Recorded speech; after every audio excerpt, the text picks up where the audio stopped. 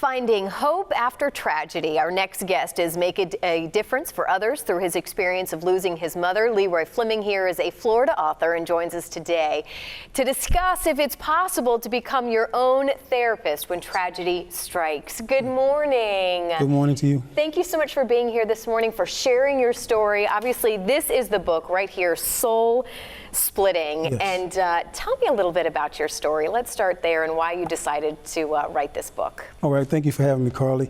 On December the 25th, 1999, I got ready to come back to Orlando, and I said to my mom, you know, I'm almost where I need to be.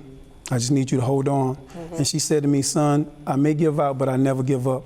And those words stuck with me. On January the 1st, 2000, she passed away.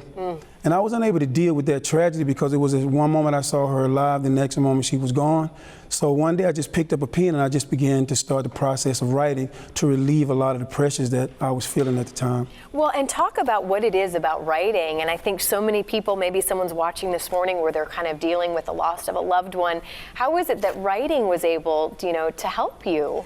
But when you look at it, emotions are something that you just keep inside. And as long especially for men. Especially for men, a guy like me, and I'm one of those guys. But with my mom, it was something different. It was just so much of my life was tied to her. And for me to try to show appreciation for that, I just picked up a pen and I began to express myself to see could I, as a young man, relieve some of those burdens or those dreams that I had or those things that I wanted to accomplish. So once I picked up the pen, everything just started to flow and I began to feel a lot better through the process. So your book is called Soul Splitting. What do you mean by that? Where's the title from? What do you hope people get from, this book? Oh, that's a good question. Well, soul splitting is simply going from brokenness to wholeness. And when people take a journey inside of the books, they'll see that I was once a broken person.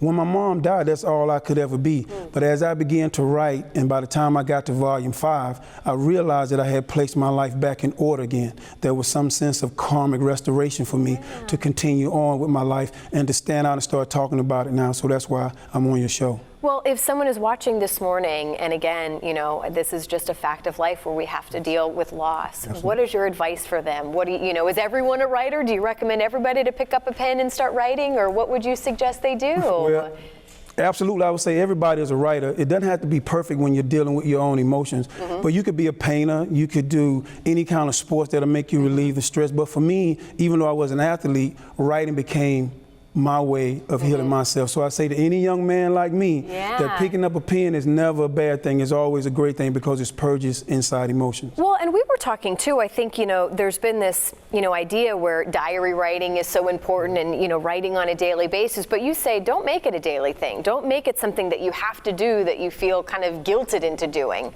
So how do you know when to write? Well, just think about it. If you sit down every day and you force yourself to write, you destroy creativity. But if you happen to be outside one day and you see a sunset, and that sunset begins to speak to you, then why not write about that sunset? Then tomorrow, don't wake up and think about that sunset. Wait and look for something else. As long as you write from an inspirational point of view, what you always do, you always cleanse yourself. You always make yourself feel better because it's not contrived. You're not trying to get up there and do it for someone else. You're doing it solely for yourself. Well, if someone wants to hear more about your story, where would you send them? How can they get a copy of your book? Well, I would tell them to go to www.soulsplitting.biz. That's SOULSPLITTING.biz. Hope that wasn't a mouthful. No, it is, and we have it right there on the screen again. So if they would take that journey, it would be great. Yeah, thank you so much for being here this morning and for sharing your very personal story, making it public, and I hope we can help other people who may be going through the same thing. Thank you so much. Thank you.